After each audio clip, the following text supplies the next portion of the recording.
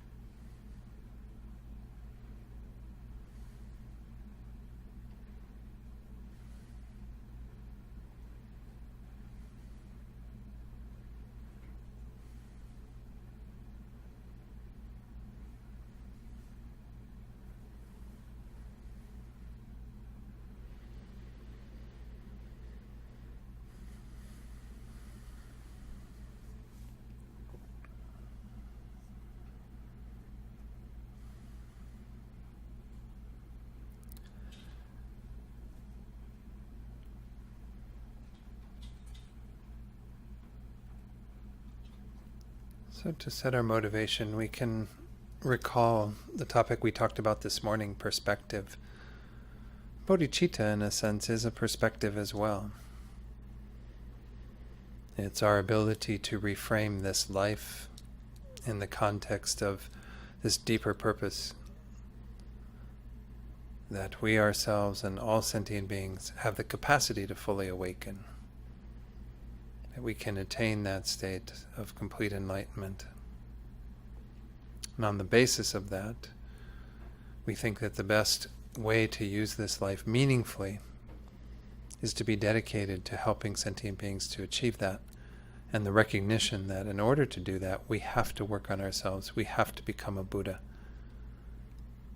We're simply incapable of relieving the suffering of beings to that degree, or helping them to attain true peace and happiness, unless we have those qualities within ourselves, that perfect wisdom, compassion, love, perfect ability, skillful means. So hold this perspective of bodhicitta, thinking that what we're going to engage in this afternoon is directed towards that goal, our own enlightenment, so we can then help others to attain the same state.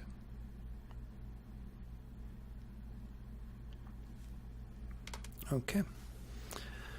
So we are going to continue with humility. Were there any questions, before we start, or comments, things that unresolved from the morning, or...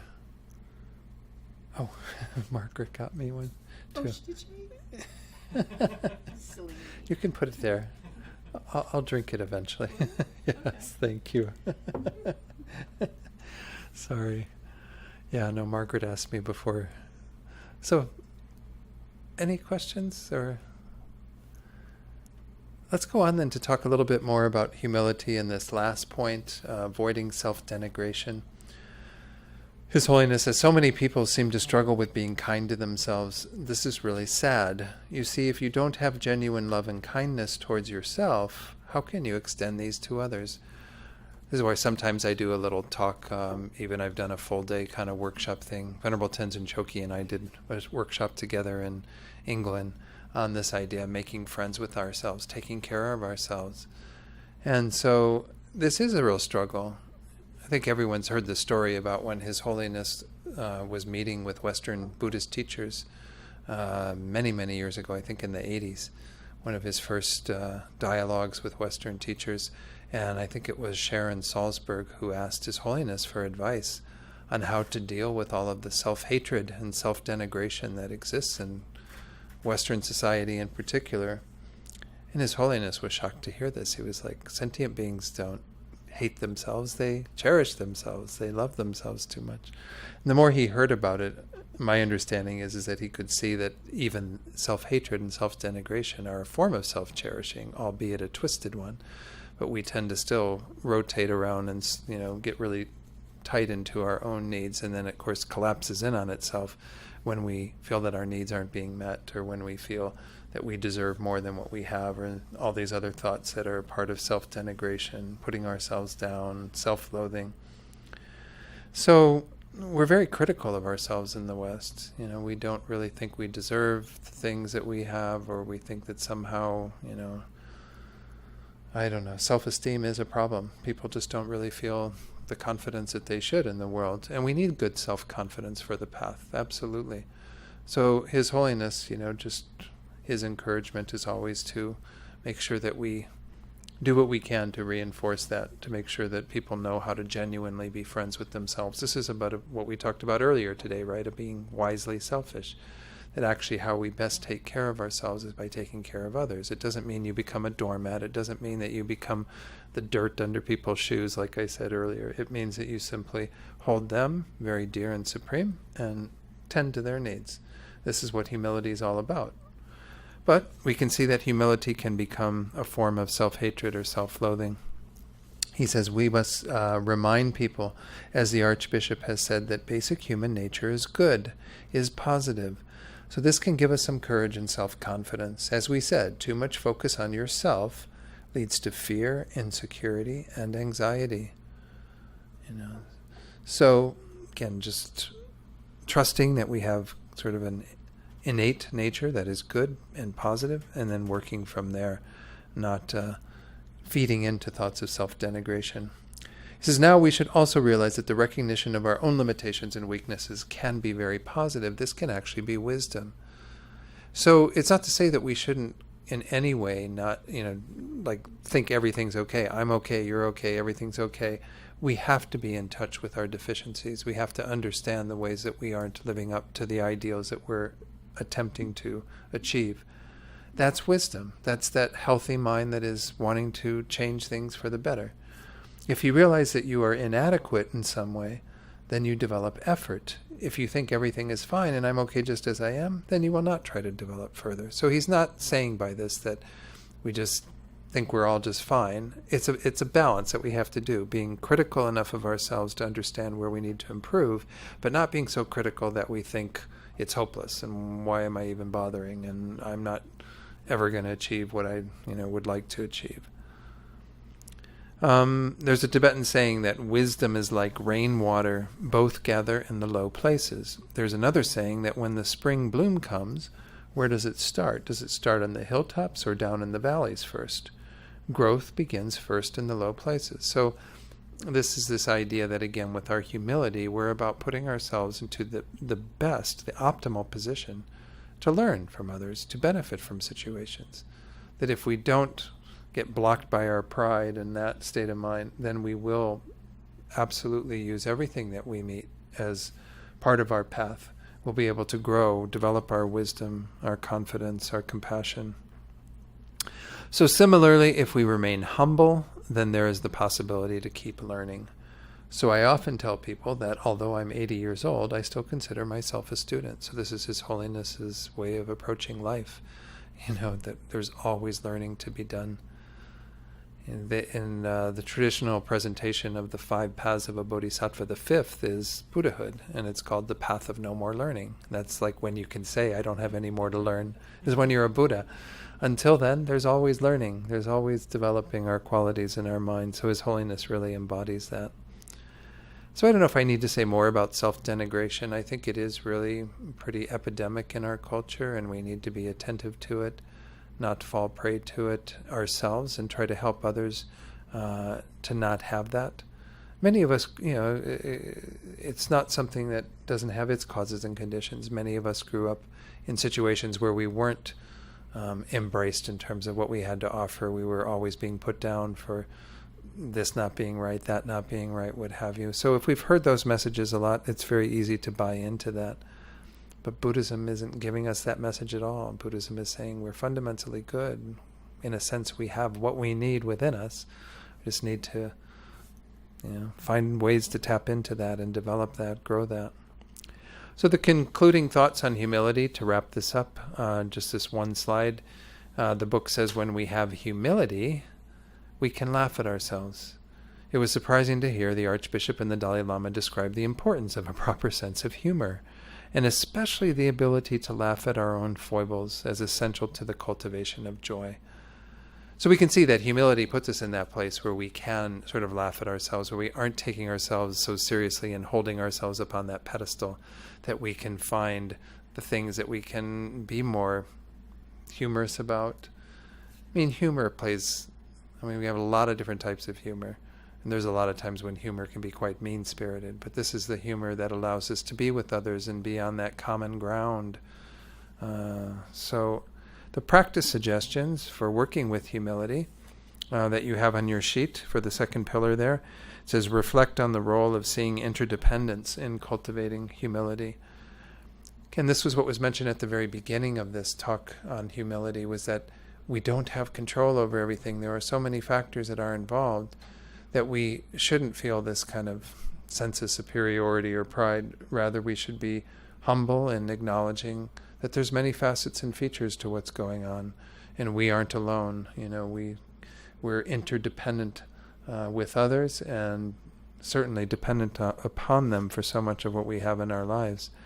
And then the second suggestion that I put up there is to bring to mind verse 2 of the 8 verses, and I put it on the sheet there in the traditional way. This is again Rinpoche's translation of this.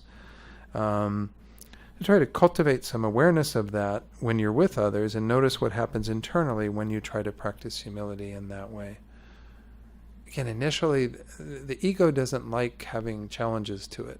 We know this with our own minds.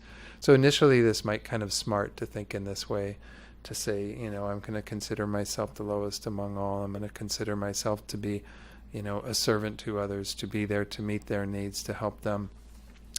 But this is where we have to be, and it will feel more natural over time. It's not always going to feel like it's, really difficult for us to practice that. So any final comments on humility? It's kind of interesting. Again, humility is talked about in Buddhist teachings really as just, again, the antidote to pride, to kind of bring ourselves down from that negative state of mind. The traditional way that they say to combat pride is the humility of knowing that you don't know everything that there is to know, kind of to the text that we studied in the master's program that's called the Abhidharma Kosha, the Treasury of Manifest Knowledge. They say actually that's the really good text to just go look at, and you realize how little you know. And trust me, it was the hardest text that I went, the whole time I was there. I think it was the hardest text to study. It's very encyclopedic and has just so much information, and very hard to get all the ins and outs of it. But we have to find those antidotes that work for us to kind of bring us back down to earth, to recognize that we're not there yet. We're not at the path of no more learning yet. We're still on the path, still needing to engage in whatever we can to develop our qualities. And so humility is quite important there. So on to humor. And I have a little cartoon I found on that, and it says things you should never lose. There's these two guys that are kind of going across this chasm on these boards. 1, your sense of humor. 2, your balance. 3, your perspective. And 4, your keys. So his keys are falling into the canyon there. I don't know, I thought it was kind of cute. But it's interesting that your sense of humor is kind of first, may be really hard if you were actually in that situation and dropped your keys over the canyon to maintain your sense of humor, but oh well. So then Douglas Abrams in this chapter on humor says it was clear that humor was central to their joyful way of being. But why was laughter so central? Because even if you hang around with these guys or watch the videos of them, they're laughing all the time. They're like 2 school kids or something. It says, I once heard that laughter was the most direct line between 2 people, and certainly the Dalai Lama and the Archbishop used humor to break down the social barriers that separate us. And he points out how that humor, like humility, comes from the same root word for humanity. And so humility we looked at earlier coming from humus, and then there's humor and humanity that all come from that same root word, which once more means earth, soil. So the lowly and sustaining earth is the source for all three words. Is it any surprise that we have to have a sense of humility to be able to laugh at ourselves, and that to laugh at ourselves reminds us of our shared humanity? So these kind of, all these words, it is interesting that they have a similar root in terms of being down to earth, being on the same level, being kind of a willingness to, think that we can meet people in a much more direct way, a much more grounded way. So I skipped over a slide from Piero Ferrucci. I didn't introduce who he was then. He's I don't know if I believe he's still alive. He's written a number of books, and he is in the field of psychology and knows the Dalai Lama. And he's written a little book that's kind of nice. I've referred to it frequently in a lot of these types of teachings, because he has some Buddhist grounding, but it's not like full-on Buddhism. And he's got a book called The Power of Kindness, and each chapter has something to do with something related to kindness. And he says, no doubt about it, one component of kindness is a happy disposition, and akin to happiness is humor, a capacity to see the contradictions and absurdities of our life and not take ourselves too seriously. Anyone who has this quality is safe from emotional inflation and the dramas of everyday life. Again, I don't want to make it sound like if we have just a sense of humor about everything, it's all going to be fine. I think that's a mistaken idea. We still do have to do the work, but we can do it with this lightness, with this humor that really makes it so much more engaging and fun. It doesn't have to be drudgery. As I mentioned earlier, if our practice is drudgery, we're probably not doing it correctly. We're probably taking it way too seriously. Nonetheless, there are certainly some practices and some part of our engagement in Buddhism that needs to be a bit serious. But we can still have some lightness around that. We don't have to be totally in that space. So, again, I think his advice is nice. We continue with a bit more from his book. He says, for instance, it has been discovered that humor makes us more creative. Subjects who had just seen a comic film were faster at solving a practical problem than the others. Humor has also been found to have the power to relieve physical pain, and that's no small virtue. So they've done research into humor from what he says, and it does seem like there are some of these benefits. We also know that humor strengthens the immune system, lowers blood pressure, reduces stress. Quite a result, but it is better to not analyze humor too much and to talk about it in small doses. We don't want to kind of overdo all of this.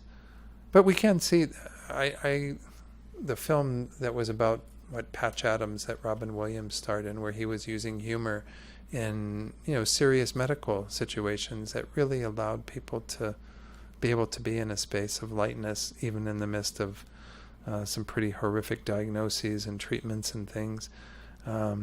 We know how beneficial it is in any type of situation like that to be able to relieve the suffering of others. Like, it would be so wonderful, thinking about these children who are still detained separate from their parents, to be able to go in there and give them some joy and delight in the space of their misery. It might be hard for them to get into that space, but just to feel that they are back in touch with being treated as human beings and being honored as human beings, respected as human beings.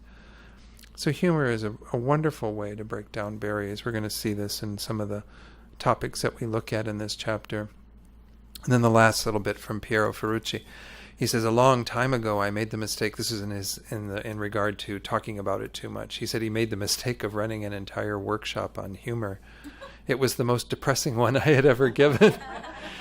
If you can imagine talking about humor for a weekend, you could see where maybe it could get pretty awful. And then he quotes Mark Twain, who said, studying humor is like vivisecting a frog. You just end up with a dead frog, Better not to question it, better not to go there. You're going to kill it, I don't know if there's very many courses on humor. I think there was a course, what was it? Maybe it was satire and literature or something that I had in high school, but, analyzing humor is kind of interesting because it does take all the light out of it. It's like, you start picking it apart too much. So to that end, I'm not planning on spending too much time on humor, but do want to touch on the three things here. Maybe the first one is quite obvious, seeing its relationship to joy, but I did want to share what they said in that topic. The role of humor in reducing tension. Piero Ferrucci already mentioned this, that this is really a very powerful way to diminish our stress, our anxiety. But the third one is maybe the most important of these. It's a force for unity, for bringing people together. Now, humor oftentimes in our culture is a force for dividing others too, where we laugh at somebody and try to poke fun at them with the aim of separating ourselves from them and distancing ourselves from them. So humor in and of itself doesn't have this force. It depends on how the humor is used, So this is an important dimension to remember about humor. We can actually injure others greatly, through our humor if it's not used skillfully. So on the topic of cultivating joy, His Holiness says it is much better when there is not too much seriousness. Laughter, joking is much better. Oh, and that should say, then we can be completely relaxed. I met some scientists in Japan, and they explained that wholehearted laughter, not artificial laughter, is very good for your heart and your health in general. That's kind of funny, His Holiness talking this way, but when he said artificial laughter, he pretended to smile and force a chuckle. He was making a connection between wholehearted laughter and a warm heart, which he had already said was the key to happiness.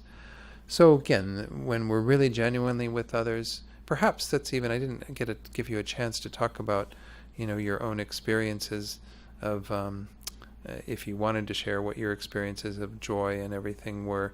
But sometimes our experiences of joy are when we're with others in laughter and in that kind of joyful way of being and sharing good times and what have you. We see that lightness does help us to get in touch with our hearts, to feel, as we're going to see later, more connected to others. So any other comments on that? Just wanted to share that part of the book.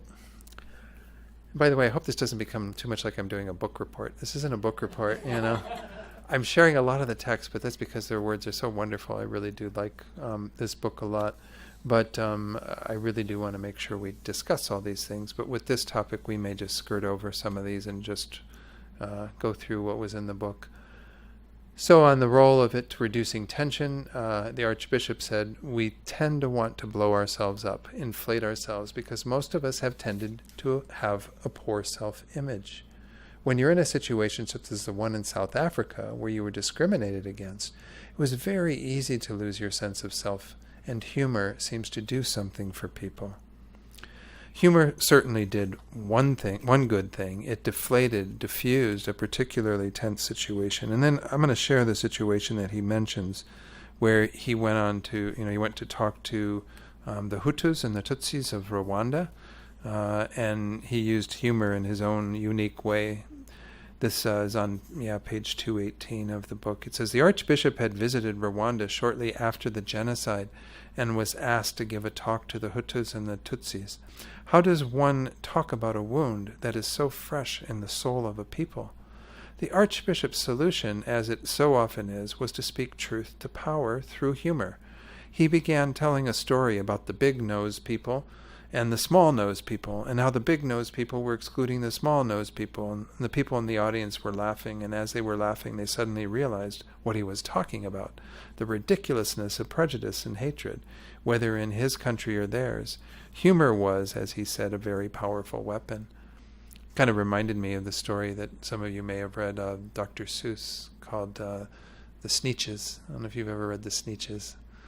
In the book, there's the star belly Sneetches and those that don't have stars on their bellies, and then there's a prejudicial thing going on where those who have stars are treated better than those that don't have stars, and then somebody comes up with a way to put stars on the ones that don't have stars, and so then everybody has stars, and then the ones who didn't have stars remove the stars and make not having stars better than having stars. And they eventually get to a place where they all just, agree that it's ridiculous for us to have these kinds of judgments, that somebody is better, deserves something more than the other. So he used humor as a very powerful tool there to get them to see their own kind of foibles, the way that people were dividing themselves on very superficial bases. And the Dalai Lama tells a similar story that I won't go into, but I think that humor is a very, very powerful tool. And we even see how some of our political leaders, maybe prior political leaders, were able to laugh at themselves and at situations and be totally fine with it, not take it so personally. Scientific research on humor is rather limited, but it does seem that there's an evolutionary role for laughter and humor in managing the anxiety and stress of the unknown. Jokes are funny precisely because they break our expectations and help us to accept the unexpected. I think humor is a very important thing in our culture, without a doubt. Once more, it can be very mean-spirited. It can, do things to damage our relationship with others. But if it's done in very kind and gentle ways, I think it can actually be a huge force that's positive. Other people are one of the greatest sources of uncertainty in our lives. We were talking last, about the fear of uncertainty earlier, how that is really a major factor.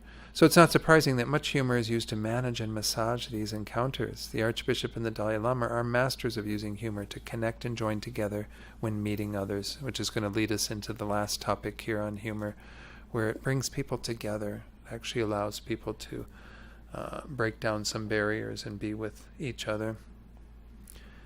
So let's go on to that. We'll see if there's any comments on humor at the end. So this is Douglas Abrams talking. He says, Archbishop, humor can also be very cruel, but your humor, as I've seen it over the years, is about bringing us together, not about separating us and putting anyone down, except maybe the Dalai Lama. I like that. Again, humor. But most of the time, it's about uniting. Can you two tell us a little bit about the ways in which humor can bring us together and show us our shared ridiculousness? Well, yes, if you are longing to bring, I think this is the Archbishop talking, well, yes, if you are longing to bring people together, you're not going to do so by being acerbic. It's so good to see the ridiculous in us all, really.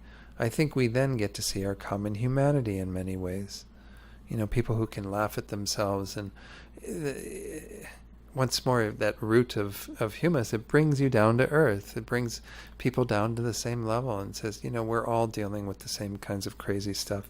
I actually find, I sometimes will watch like some of these comedians, but sometimes their humor is really just a little too sharp. It's not really that funny if you think about what you're laughing at.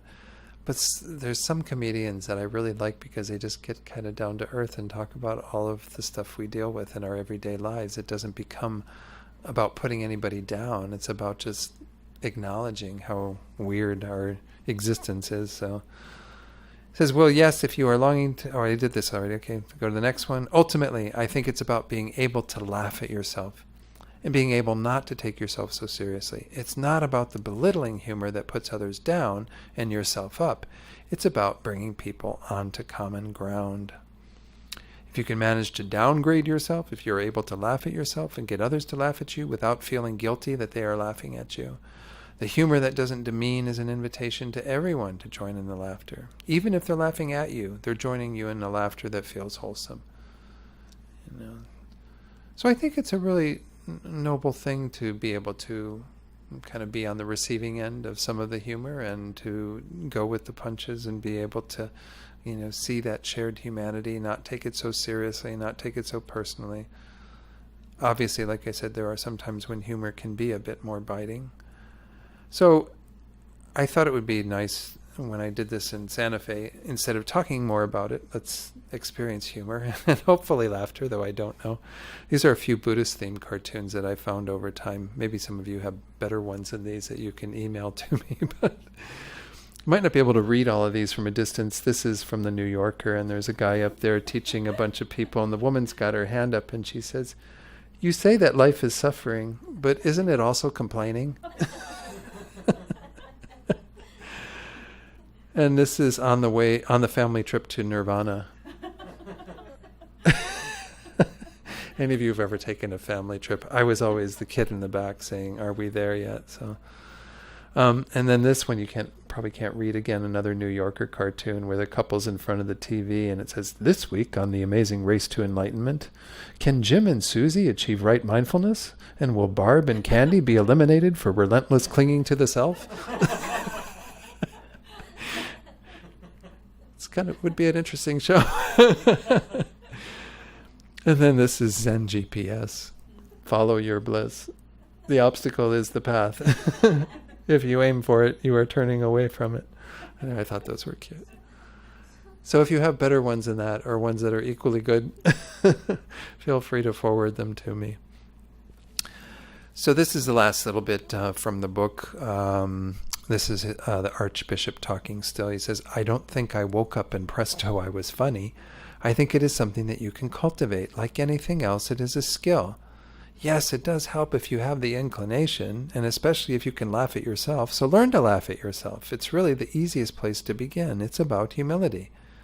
So humility and humor, again, are very much tied together. Laugh at yourself and don't be so pompous and serious. If you start looking for the humor in life, you will find it. You will stop asking, why me? And start recognizing that life happens to all of us. It makes everything easier, including your ability to accept others and accept all that life will bring, which is leading us into acceptance, which is the fourth of these sort of qualities of mind. So let's go through the practice advice and then see if there's anything anyone wanted to share on humor. The practice advice on your sheet there is reflect on the role of humor in seeing our shared humanity. I just think it's good to maybe, have some reflection time on that. See from your own experience, maybe where humor has diffused a situation and helped us to kind of acknowledge our own foibles, our own faults in a much lighter way. And then when dealing with something challenging in your life, try to introduce humor and notice what happens internally when you practice cultivating a sense of humor in that way. I find it easier when I'm on my own to do this. Like if I do something really silly, like lock the keys in the car or something, just to be able to laugh at myself and not take it all so seriously, Sometimes when you're with others, maybe it's a little strange. If you start chuckling in the middle of an interchange with others and they don't know what you're laughing about, maybe it's a little bizarre. But any comments on humor or on your own use of humor in your life? I think it's always refreshing to be around it. Yeah, were you going to share something, Casey? I remember this one day I was kind of stressed. There were quite a few things that I needed to get done, in the kitchen, and before I had other stuff to do. And I'm not a clumsy person, not by any means, And but that day, oh my word, everything was just not working out right. And then I was cutting some vegetable, and it was the weirdest thing. I put down this plastic board, and I think I in a hurry, and I think I slapped the board down, and it sliced into my finger. The plastic board did. Oh wow! It sliced into my finger, but it was like the neatest round cut and the flesh was gone. And so I was looking at this blood, and I could feel this like tightening happening in me, And then I rinsed it off and got a bandage on and carried on working. And then I tried to put a pan on the stove, and there was some water in it, and then that started sputtering, and just all sorts of things started, and this tightening was just happening more and more. And suddenly I remembered my children saying, if you can just laugh in the face of this. And I just laughed because I thought one more thing is bound to ramp this thing up. And I laughed, and it just melted. All that tension just melted. And then it was like an orchestra again. Everything was just smooth flowing as soon as I just lightened up. It was so great. Surprising to me. Thanks for sharing that. That's great. I'm glad you had that experience, because it does show how sometimes, we become our own worst enemy when we take it all too seriously. I just have to get back in touch with that spaciousness of humor. Good. Anyone else? Anything on humor? It's a very healing force in our world. I don't know. I wish I had more examples of that. I guess I need to do more research. It'd be nice to, see all the other ways that the humor has been used in our world to help heal situations. We know that there's a lot of traumatic things in the world. We're not denying that when we go to a place of humor, but sometimes humor is a very powerful way to release so much of that, for people to be able to kind of see the light in the midst of whatever darkness they're experiencing. Let's go on then to acceptance. We may be able to even get into forgiveness a little, which will be helpful because forgiveness, I think I have the most slides for forgiveness too. This is acceptance, and I found a little cartoon of Calvin from Calvin and Hobbes, and he's saying, it's not denial, I'm just very selective about the reality I accept. So I actually like this cartoon the best of some of the, I may have one other that I like as well, but it was hard to find cartoons on some of these, little, on the internet, some of the things that would come up if I would put an acceptance cartoon, then you would get like these weird things that I don't know, didn't have anything to do with acceptance, but.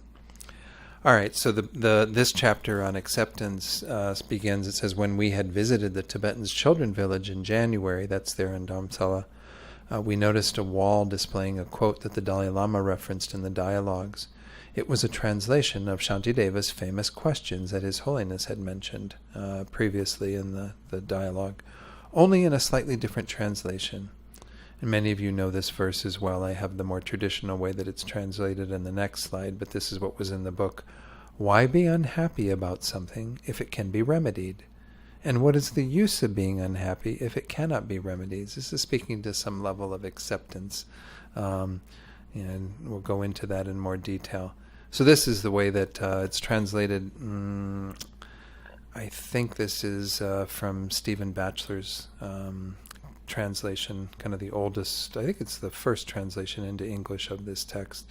If something can be done about it, what need is there for dejection? And if nothing can be done about it, what use is there for being dejected? So it's this understanding that we can have that there are certainly some things that we can do to change that reality. If something can be done about it, well then the best thing to do is to do what needs to be done to change it. Why be dejected? Why get worried? Why get freaked out? We accept what it is and we move forward with solving the problem. But if it's something we can't do anything about, and there are some of those things in our lives, right, that we cannot change. We can't change the reality of aging or death. These things are with us as constant companions, and we have to acknowledge that that is part of our existence. Impermanence, all these things. So if nothing can be done about it, what use is there for being dejected? It doesn't serve any purpose.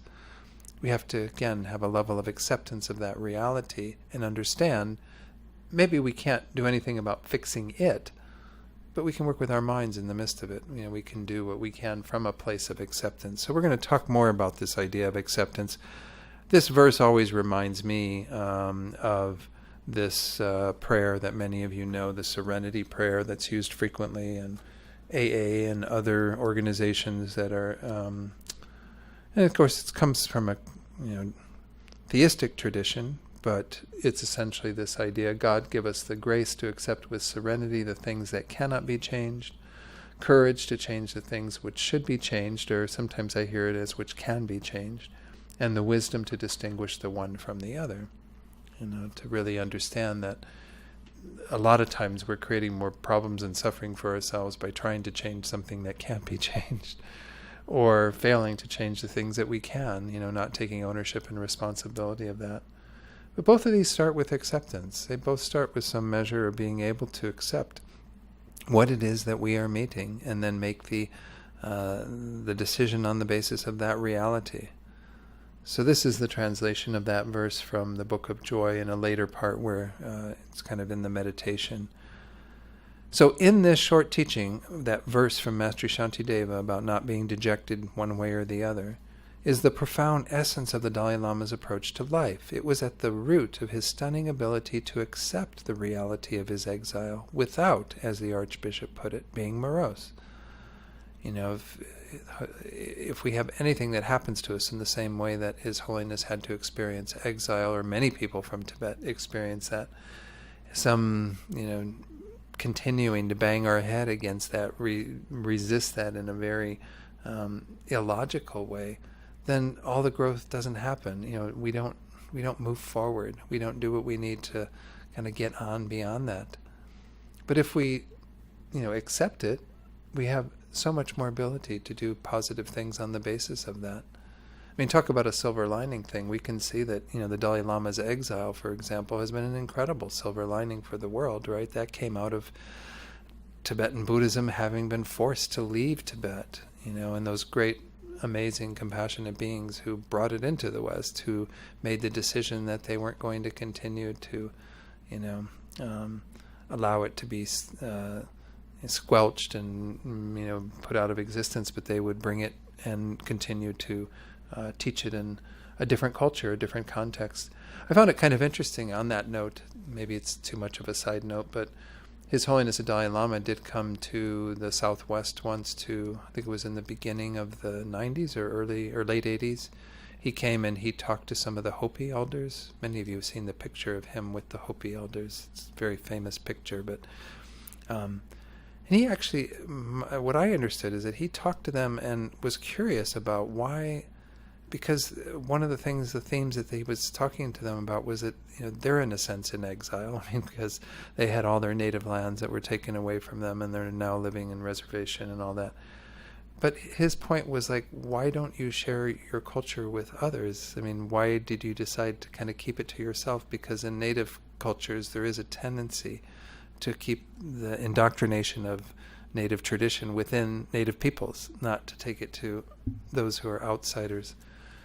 And His Holiness's point was that it's not gonna survive that way. If Tibetans came out of Tibet and said, "Oh, we're only going to teach Tibetan Buddhism to Tibetans," well, eventually there may not be any more Tibetans.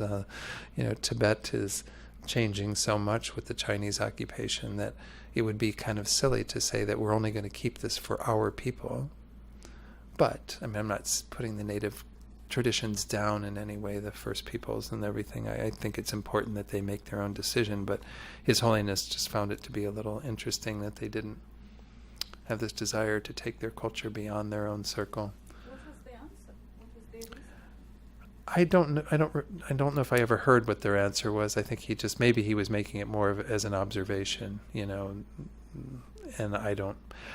Again, this is my understanding of those cultures, is that they do tend to be a bit more insular and think that people have to be kind of born within that in order to. I don't know if there's anything else in the world that's like that. I'm not sure in other cultures where you have more indigenous peoples, whether they have actually made the same decisions, the Aborigines in Australia or other cultures that would, keep things to themselves in terms of their own traditions. I don't know. Maybe someone in the room knows, yeah. Or other comment, yeah. Yeah, Bob.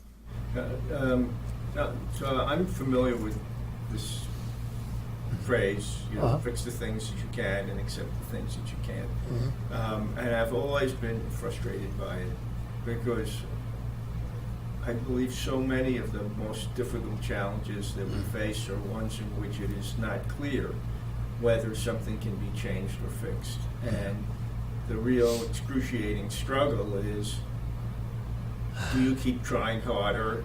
Maybe it can be fixed, maybe it can't, and this is sort of ubiquitous. Aging, you're constantly, when you're aging, dealing with these questions. Well, is it time to give up this thing that you really like to do?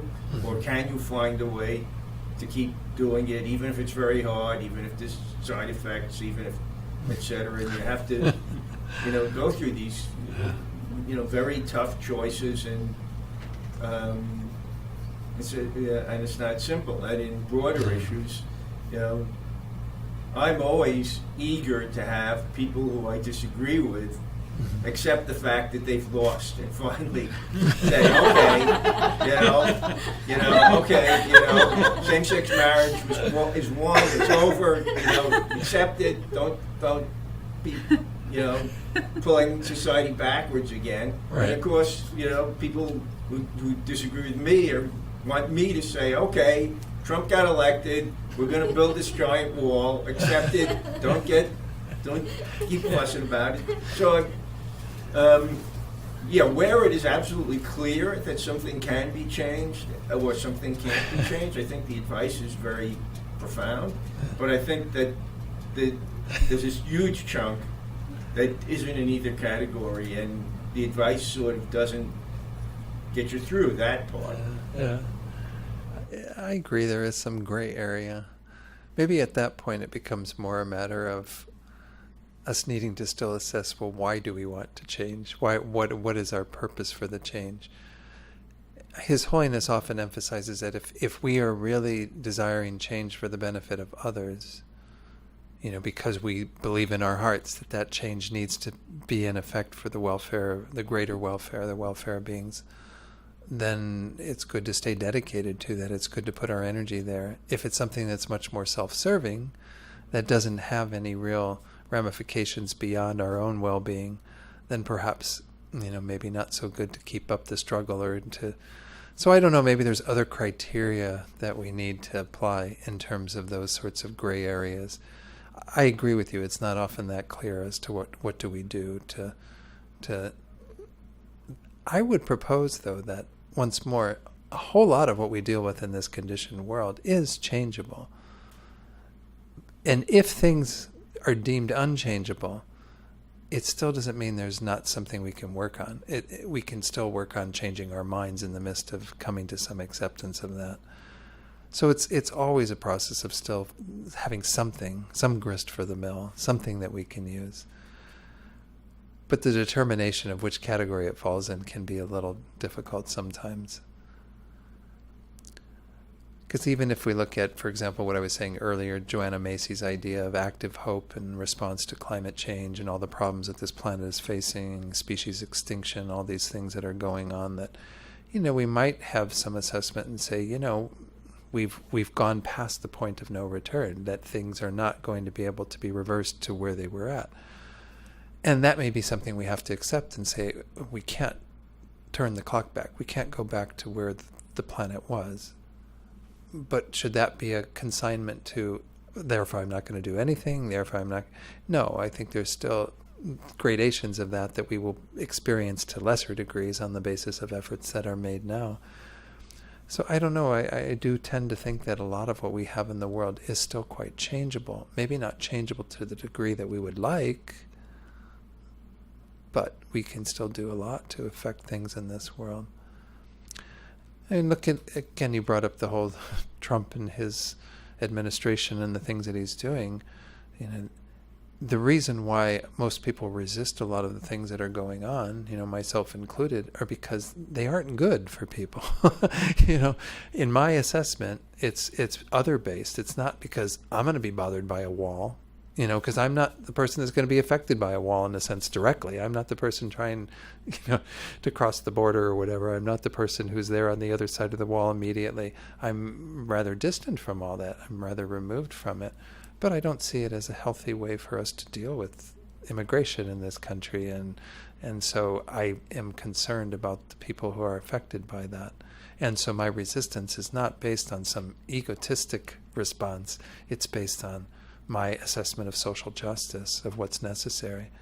So in those cases, as His Holiness says, it's very important that we are vocal and that we do what we can to affect things as much as possible, even if it's something that seems like very difficult. But if somebody is resisting something that isn't really of any danger to anybody, is something that's going to improve the quality of lives for other people, well, I'm guessing they probably have a pretty selfish reason for wanting that. That maybe they do have other oriented reasons as well. I mean, some people will put forward that they protest a lot of the ways that society has changed because they think it's bad for society. It'll have a detrimental effect on people in this world and what have you. Maybe they need to do more research. I don't know. Because I don't think that... same-sex marriage you mentioned, and I don't think that all of the things that people were so worried about have come to pass. It's not like the institution of marriage is weakened by this in any way, or that there's some sort of horrible thing going on in our culture because this exists now. So their fears were unfounded. The rationale wasn't really correct, so... And people may say, well, then let's put up the wall and see what happens, and we'll see if you're correct or not, in your fears of what this might be for people. But I don't think that that's such a, I don't know where the take and give on this type of thing is, in terms of these levels of fears or concern. So acceptance is a tricky one because we have to once more acknowledge, well, where is it that we accept? What is it that we accept? And acceptance, once more, doesn't mean resignation. Usually it's the starting point for us to be able to do something more. to say, okay, I accept that this is what we're dealing with. It's like after the election, I think so many people were like not even wanting to accept the results. You wanted, and Jill Stein was going to have a recount in Wisconsin, and we're all like going, oh, good, let's hope that, there's all this like bit of blind hope, thinking that somehow the results are going to be different. Well, the results are the results. This is what we have. So you accept that this is what we have to face, but it doesn't mean you're resigned to just dealing with it and letting them do whatever they want to do. I mean, I find a tremendous ambivalence in myself in terms of dealing with this. I mean, as sort of one of the older people who's engaged in local political activism in my area, when I talk to younger people, I tell them one of the most important things you have to be is have perseverance. Yeah. Nothing. In fact, usually I say nothing is more important than perseverance. That you have to be willing to get up and go again, and get up and go again, and get up again. However, I will also tell them you have to pick your struggles. Yeah. You can't choose your fight on battles. everything all the time. That even if you had sort of unlimited strength, which no one has, it's you don't win doing that. You just spread yourself too thin, and you never get enough of a concentration of energy to be able to prevail. So, and I'm aware that those are there's a yin and yang there. Yeah. Those are sort of there's an inconsistency there, but I think there's a reality to both suggestions. Right. And I think a lot of Buddhism speaks to that, kind of this idea of the middle way, that we don't go to either extreme, don't go to the extreme of, just being resigned. We don't go to the extreme of kind of overdoing it. We find our way of being within those two polar opposites and understanding that, we still can find a path to do what we need to do. And I think that's very important, to find our way of working in our lives that resonates with our deepest purpose and meaning, and is also something that we've chosen as a good battle to fight, something that we can be dedicated to, and understand that otherwise the energy is just going to be too diffuse. We're not going to really get the results that we seek. But there's enough of us, hopefully enough people who do care about the world and the situations in the world, that everything will hopefully be tended to. Hopefully there's individuals who are quite passionate about each of these causes. We don't have to be signing up for all 500 of them or whatever, however many there are. I don't know. Acceptance is an interesting one. When I first went through this and taught this, I kept questioning whether acceptance should precede perspective. Because at some level, it's sort of like, you have to start with some acknowledgement that this is what's on your plate, and then you can change your perspective on the basis of that acceptance. But nonetheless, I think there is some need for the order that they've put them in here.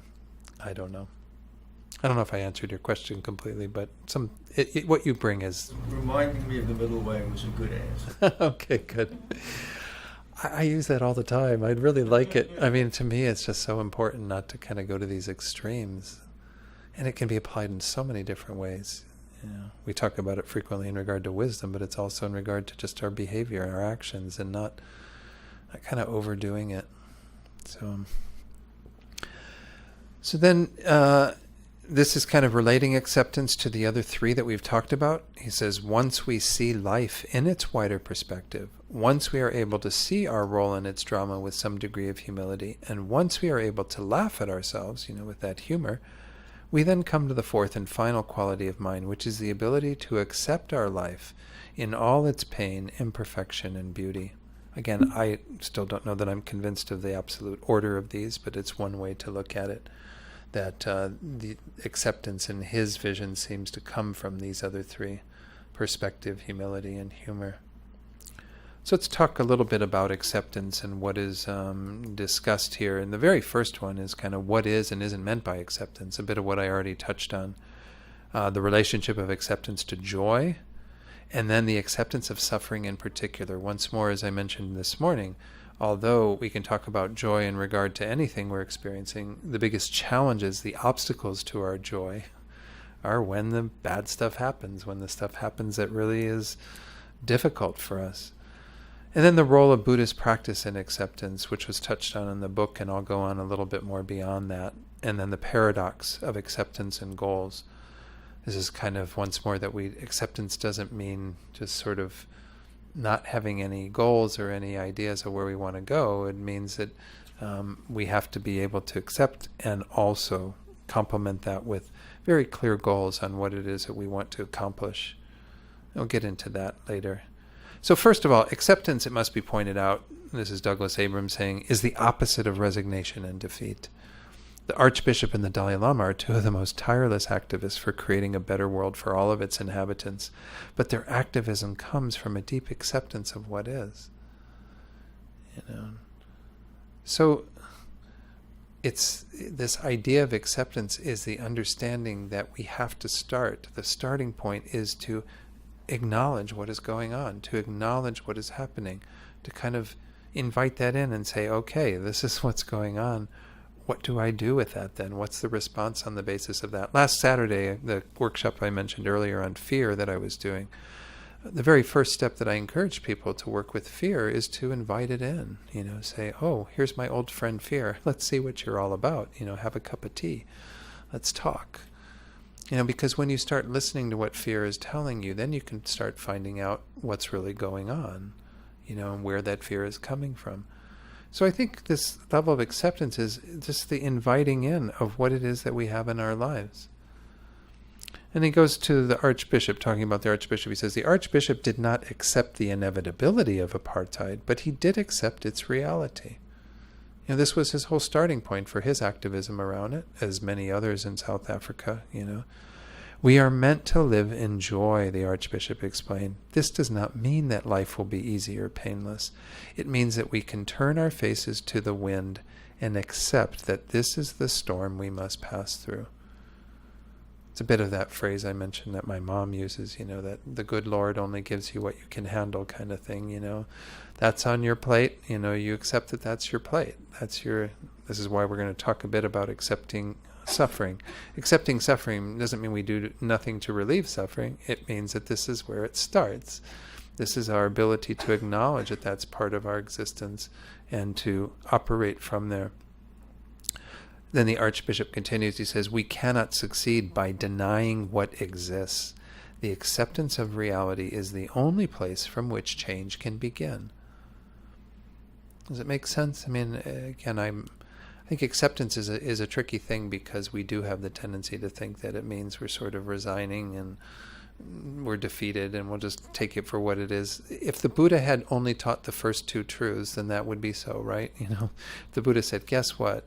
It's suffering, it's dukkha, and there are some causes for it, and I hope you work that out, Well, how depressing, right? If we just accepted that life is suffering, but there was nothing that we would do about it, but we do have to start by accepting it, but then we have to acknowledge what we can do about it. And I think that is what the Archbishop seems to be saying here, is you have to start with an acceptance of reality. And of course in Buddhism it is that first noble truth that is the most kind of confrontative teaching in terms of waking us up to the reality of what we're engaged in, that we are dealing with an unsatisfactory situation. And it can be misinterpreted. I remember when Pope John Paul II wrote his book about can't remember the name of it. It was touching on a variety of spiritual traditions. Did anyone in the room read that? I just remember hearing all the reports of the chapter on Buddhism. He called it a very pessimistic, religion. He just said, this is really pessimistic, it's all about suffering, da-da-da-da. Well, that's not all the Buddha taught, Remember, I think there's one phrase that says the Buddha came to teach two things, suffering and the end of suffering, so you have to remember that part of it, that it's not just, here, I'm going to put your face in the suffering and kind of make you feel all of that. It's because we have to accept that suffering in order to do something about it. If we don't accept that that's our reality, which is hard for people to do, admittedly, if you don't get to this place of saying, yeah, this is an unsatisfactory existence we're involved in, then you never turn away. You never move towards liberation and enlightenment.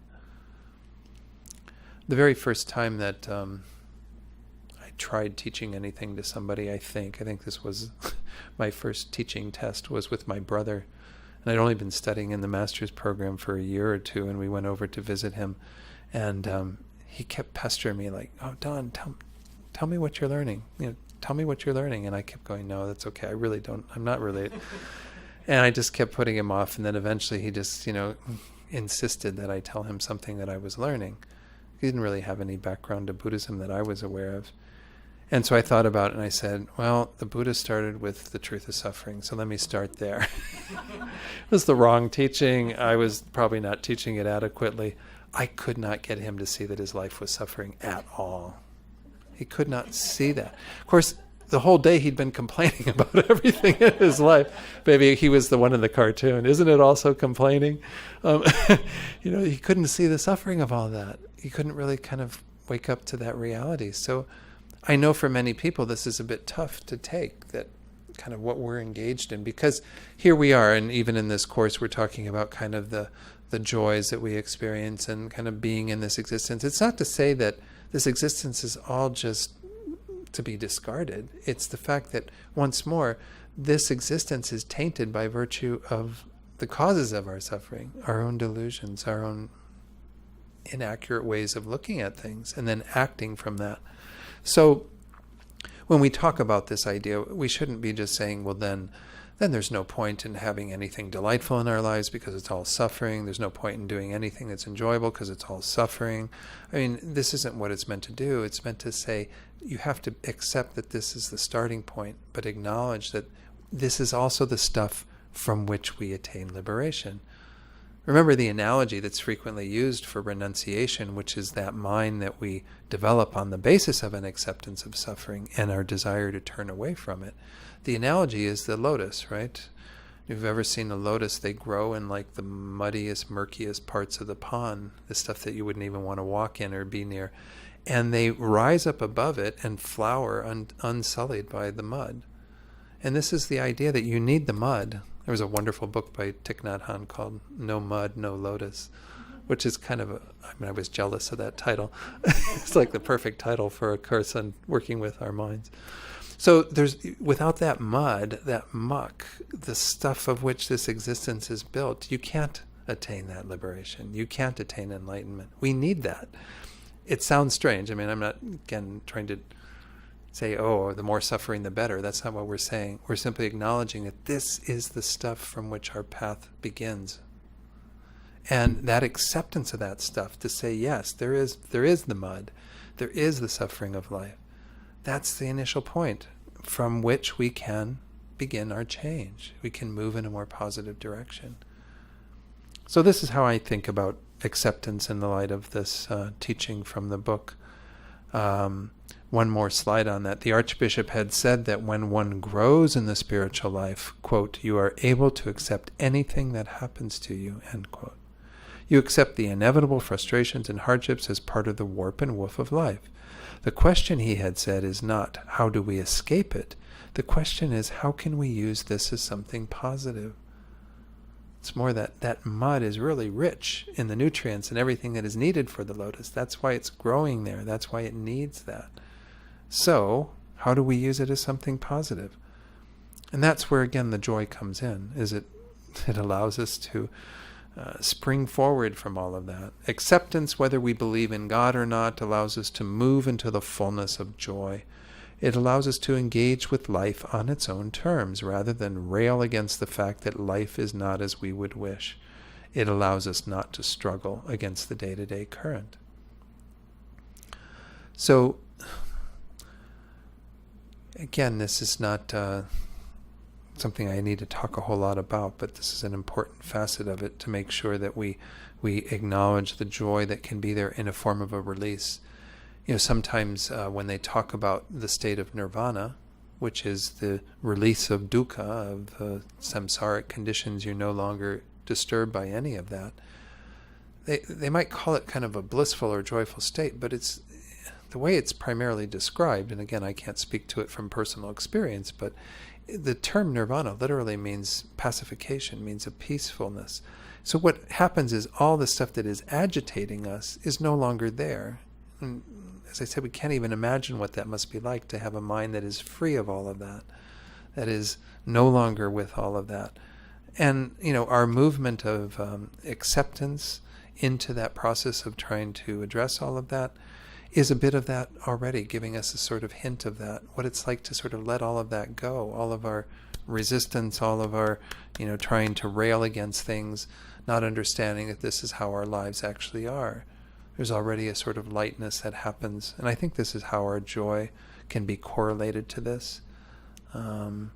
The other side of it is, of course, the anxiety that we experience. As His Holiness says, the stress and anxiety, come from our expectations of how life should be.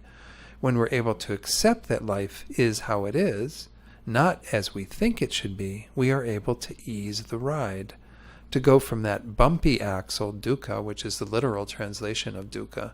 It means a bumpy axle, of a chariot, a cart.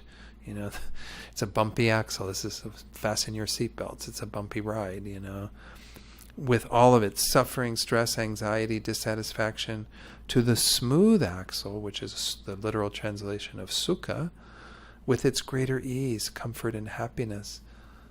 Now again, this is at the more ideal level when we talk about samsara, nirvana, dukkha, sukha, these ideas, but it doesn't mean we can't taste that already. Acceptance is allowing us to see the space for that transition, for us to move from the misery of our own suffering and holding tight to that suffering versus the freedom that comes when we're able to let that go. I don't know. So now we're going to go on to the acceptance of suffering in particular. This is obviously there's a wealth of stuff in Tibetan Buddhism in particular on how to work with suffering. So the book goes on to say, so many of the causes of suffering come from our reacting to the people, places, things, and circumstances in our lives, rather than accepting them. When we react, we stay locked in judgment and criticism, anxiety and despair, even denial and addiction. It is impossible to experience joy when we are stuck in this way. So, again, reacting versus responding. We talked about that a little bit earlier, that essentially we are caught up in patterns of reaction. And this is where so much of our suffering comes from, is that when things come into our field of experience that aren't as we expect them to be, and we can't accept them, we stay locked up in these traditional patterns, these habitual patterns that only create more difficulty and suffering for ourselves. So there's no room for joy. There's only a room for that cycle of continuing to, make those patterns even stronger and stronger. So then acceptance, on the other hand, is the sword that cuts through all of this resistance, allowing us to relax, to see clearly, and then to respond appropriately. Once more, this isn't something that comes naturally. We do have to invest in some concerted effort, like the word perseverance that you mentioned earlier, Bob. I mean, it does require perseverance. It does require us to continually get back on the horse, do what we can to further these patterns that we're trying to develop. But if we do accept what's going on, it doesn't mean we're resigned to it, but it allows us to relax and then to decide how we want to respond. How do we actually want to move forward in relation to that reality? So I mentioned Viktor Frankl earlier and had a quote from him earlier that Dr. Edith Eva Eger liked. This is another quote. Again, he uses this word man, but we'll just say a person here, and we'll change the gender appropriately. When a person finds that it is their destiny to suffer, they will have to accept their suffering as their task. They will have to acknowledge the fact that even in suffering, they are unique and alone in the universe. No one can relieve them of their suffering or suffer in their place. Their unique opportunity lies in the way in which they bear their burden. This is, again, Viktor Frankl's, his whole orientation is around that it is in the midst of suffering that we have to find meaning, and we have to find something that will take us deeper and help us to utilize that. And so this is, again, when we accept that suffering as our task, as something that we can actually work with, something that we can actually learn from, grow from. And that's why the Buddha presented this idea of dukkha, is that it is the mud from which that lotus will grow. It is the stuff from which our awareness of true nature of reality will grow. Otherwise, we simply are being blind to reality. So we have to begin by accepting reality. And then when we recognize this is our stuff, this is our plate. This is nobody else's plate in front of us. We got the right serving, and it's being served to us. This is our job to work with this and to figure out our own way, to bear that burden. Again, he's speaking from a Jewish perspective in his own tradition. In Buddhism, of course, we would talk about kind of bearing the burden, but then, utilizing that burden. That burden of, the suffering we have to experience is actually very rich stuff to work with. Yeah. It's perfect. It's exactly what we need. There's one book that I became aware of through the Book of Joy, this man named Steve Taylor, who's actually done a lot of research he's a psychologist, and he wrote a book that's called Out of the Darkness, From Turmoil to Transformation, where he has documented a number of people that he worked with individually who their own experiences of transformation from their suffering, like that their suffering became the raw matter from which they totally transformed their lives spiritually. Again, my story I related later. I don't think I'm quite in the same camp as a lot of the people that he addressed, but anytime that we're dealing with a major catastrophe in our lives, something that really shakes us up, and it can be the death of someone, it can be any other life-changing event, it can be a divorce, it can be, lots of different things. There's an opportunity within that for great spiritual transformation. And this is the power of our suffering. He says there will always be some degree of suffering in our lives, and when it comes, we should try not to see it in wholly negative terms. So this is maybe kind of bringing in the idea of perspective as well. Because it does start with the acceptance, but then, how do we really frame that? How do we look at that suffering? We should always be aware that buried inside it, there's an opportunity for growth and transformation.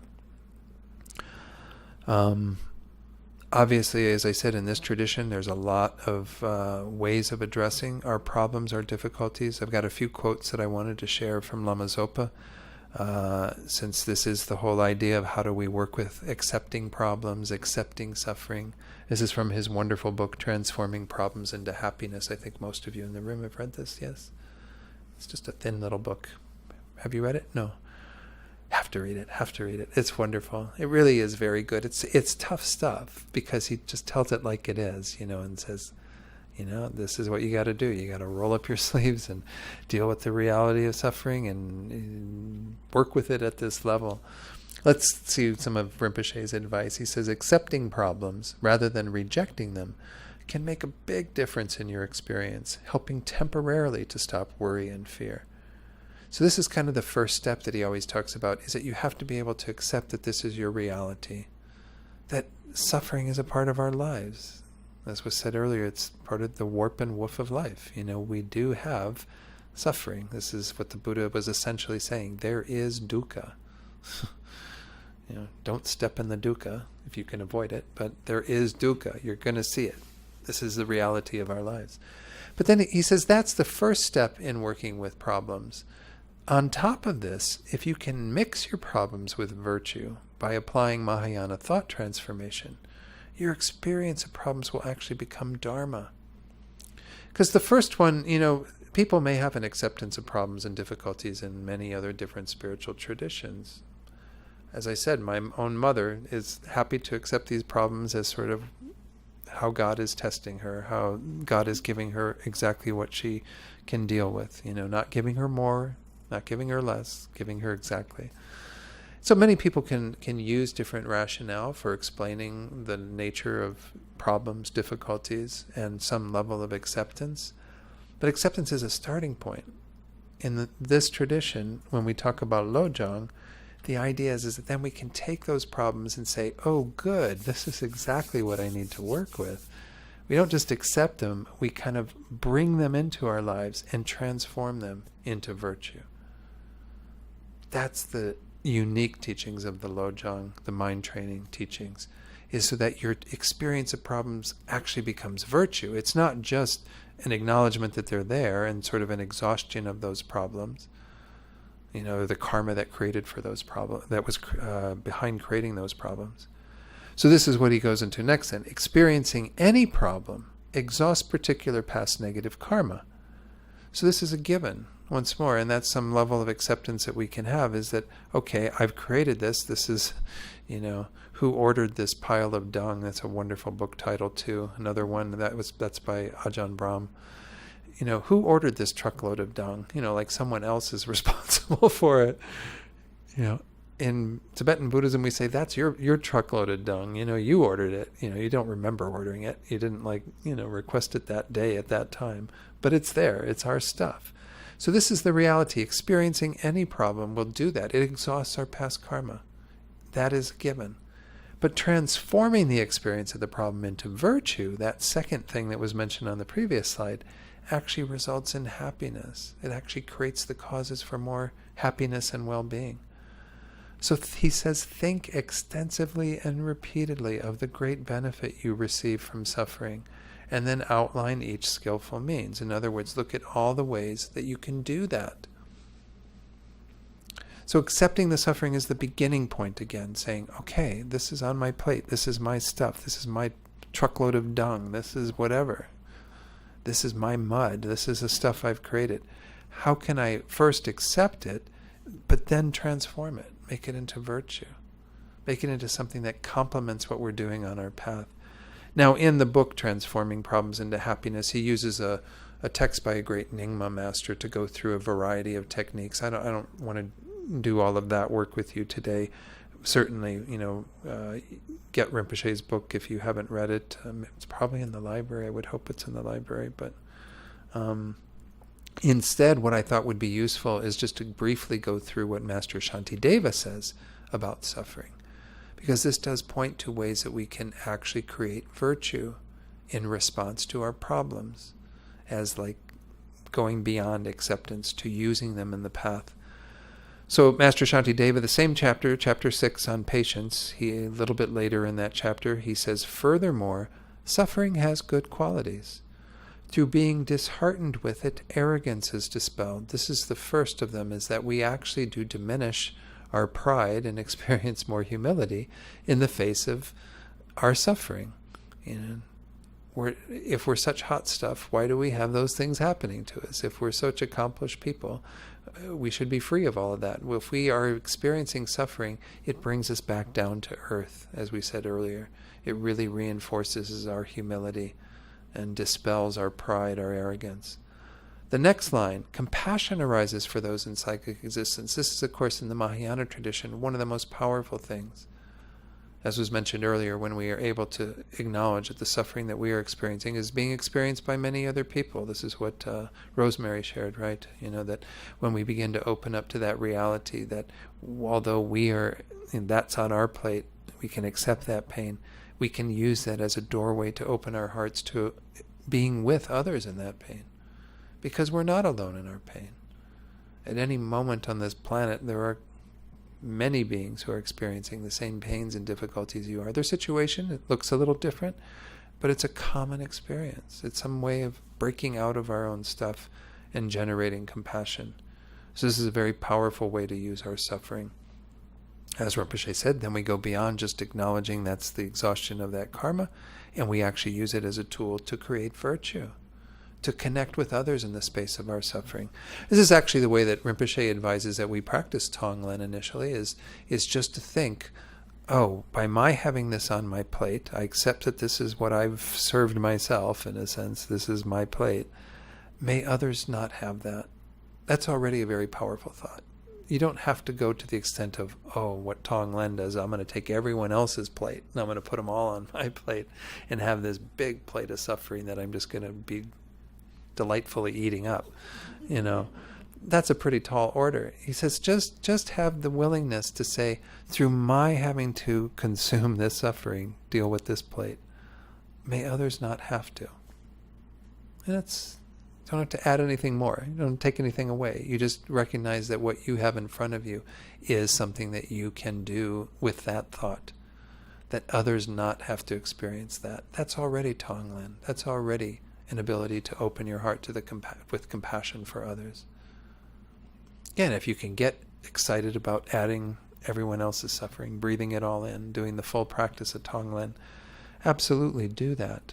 Tonglen is one of the most powerful ways to work with our suffering. Then the last two are mentioned in this last line. Negativity is shunned and joy is found in virtue. That's because when we're experiencing suffering, part of our acceptance of it is accepting also that we created the causes for that. The causes are our negative actions. So why would we want to engage in the stuff that creates that suffering? If that's an unpleasant plate of stuff to eat, why would we want to eat it again? Why do we keep putting that in front of ourselves? We need to abandon negativity by virtue of what we're seeing and find joy in virtue. Actually engage in the positive actions that lead to having a more delicious plate of food in front of you, perhaps. But, again, I don't want to get too attached and too good, bad, making these kinds of judgments. But nonetheless, we do have those things that we call problems and difficulties. The goal in Buddhism is not to experience those endlessly. The goal, as always, is so beings can be free from that. Beings can experience peace and joy. The causes of that are non-virtue creates negativity, creates all that suffering, all that difficulty.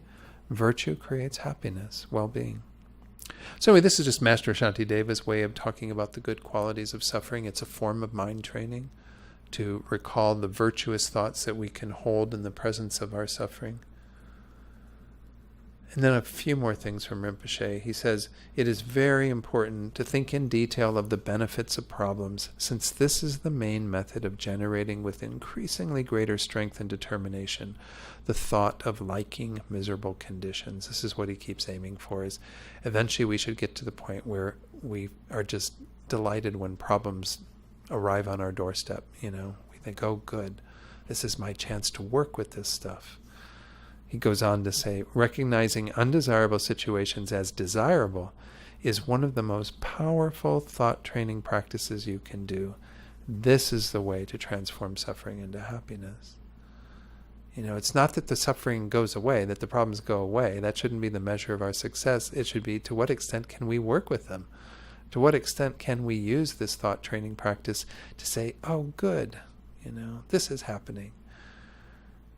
I'll share a story that happened at the Light of the Path retreat in 2014, I think it was. Venerable Rabina showed up for just a few days of it, and about a day or two prior to that, I had been on my way down to the Gompa very early in the morning when it was still a bit dark, and it was raining that day. And it was kind of strange. I had some premonition that I was going to fall in the rain, but I was trying to be so careful. And I got to this one place on the sidewalk, and there weren't any overhead lights, and I didn't have a flashlight with me. And my footing got off because there was a little chunk of asphalt that was out of the sidewalk that I didn't see. And I got on it, and I fell forward, and my previous pair of glasses went right into the side of my face here. Missed my eye, but I fell flat on my face with all of this, and a bit shaken up. Anyway, so I was kind of healing from that, but it was kind of wide open. I don't know, there's still a little bit of a scar here. Now when you look at me, you'll probably see just scar-faced on. But Venerable Rabina, when she shows up like a day or two later, I got this huge gash at the side of my face, and I go, oh yeah, I had a little spill, Venerable Rabina. She says, oh, congratulations. Let me tell you, that wasn't my first thought when I fell. I wasn't like, oh good, The more I worked with it, the more I was able to get to that place. Like, oh, good, especially, people were pointing out, oh, but you're on retreat with Rinpoche. This is great. This karma came to fruition. And you're kind of like going, yeah, right. You fall in the concrete. But, this is the type of attitude we're talking about here, where it's almost like, congratulations, we have this new thing to work with. You got cancer. Congratulations. It sounds weird. I'm not saying that. Once more, we're trying to kind of be okay with there being suffering in the world, because, as I said, the goal of Buddhist thinking is to remove all suffering. But you're going to have suffering. Hate to break it to you. You're going to have suffering in your life. We're all going to have suffering in our life. So how do we work with that? Do we just have this resistance that won't even accept it, that won't even bring it in and say, oh, what do you have to teach me? Sit down, have a cup of tea. Tell me what you need to tell me. Help me to learn from this. That's what Lojong's really all about, is to say that this is an opportunity through what I'm experiencing that I label as suffering to actually make it into an opportunity, a wonderful, rich opportunity to develop virtue, to do something positive with my mind, to become the path of awakening. So any questions on any of that? I'll stop here and just check in. It's a big one. These aren't easy teachings, but all of you've heard teachings on this before, right? This isn't your first, what's the phrase they use? Rodeo. First rodeo. Yeah. Okay. No comments? All right, let's go on then. So the last thing, I think this is the last one. Yeah, I think this is the last of the topics for acceptance. Maybe there's one more, I don't remember now. On the role of Buddhist practice in acceptance. Much of traditional Buddhist practice is directed toward the ability to see life accurately, beyond all the expectations, projections, and distortions that we typically bring to it. Meditative practice allows us to quiet the distracting thoughts and feelings so that we can perceive reality and respond to it more skillfully. So, again, I've touched on this already in some of the other talks I gave here, that really our meditation practice is so key to being able to work with things. You know, the ability to still the mind, to focus the mind. And sometimes we don't notice the effects of this. You might feel like, oh, I've been meditating for years, but my mind is still just as crazy as ever. Well, I would say probably not. You know, I would say you probably have developed some ability through that meditation. It's just the changes are really quite small. Those little incremental changes add up to huge changes over time. Just like a single drop of water in a bucket put in repeatedly eventually fills the bucket. You know, it's all of those drops of water that accumulate into that. So it's important that we engage in some form of meditative practice. The ability to be present in each moment is nothing more and nothing less than the ability to accept the vulnerability, the discomfort, the anxiety of everyday life. You know, to be with our minds, with whatever's going on, you know, to know that. Again, in Buddhism, in Tibetan Buddhism, we're not just, you know, having this sort of unconditional presence all the time. That isn't our meditation. It's rather to recognize that in every moment we do have a bit of a choice as to how we use whatever it is that we're experiencing, whether we funnel it into something that's more productive in terms of thoughts and patterns, or whether we get lost in all of it. So, with a deeper understanding of reality, His Holiness explains, you can go beyond appearances and relate to the world in a much more appropriate, effective, and realistic manner. I often give the example of how we should relate to our neighbors, and he talks in there a bit of an example of, like, if you have a really, you know, lousy neighbor and everything, how you're going into it with just more anger towards him is never going to solve the problem. You know, you have to find more realistic ways to look at things and work with things. So he says, Douglas Abrams says, and we come back to the beginning of our discussion and Shantideva's questions. You know, is it something you can do something about? Is it something you can't do anything about? The kind of acceptance that the Dalai Lama and the Archbishop were advocating is not passive. It is actually powerful. So this is just a reminder that we're not talking about any level of resignation. We're actually talking about working very hard on changing things. So it does not deny the importance of taking life seriously and working hard to change what needs changing, to redeem what needs redemption. You must not hate those who do harmful things, the Dalai Lama has explained. The compassionate thing is to do what you can to stop them, for they are harming themselves as well as those who suffer from their actions. So, again, hard to put into action in terms of how do we, you know, when we do see political leaders or other people in the world doing things that we know in our hearts are not good for others, good for the world, that create more suffering and confusion. The compassionate thing, His Holiness says, to do what you can to stop them. But I think we always have to, you know, understand that harming them, doing things that are harmful to us and others, is not generally going to be the best response, right? It's only going to create more confusion. It's meeting things with the same force that allowed them to be there in the first place, and the same force that they're using towards us. or towards those that we care about.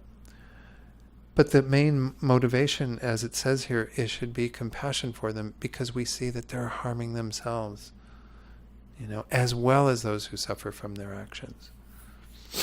So again, there was that story that most of you have heard about when the Buddha was a bodhisattva as the captain of the ship, and he took all these merchants, like 500 merchants, on a voyage to obtain all these goods, and when they were on their way back, one of the merchants had in his mind to kill everyone else on board and take all of the goods for himself.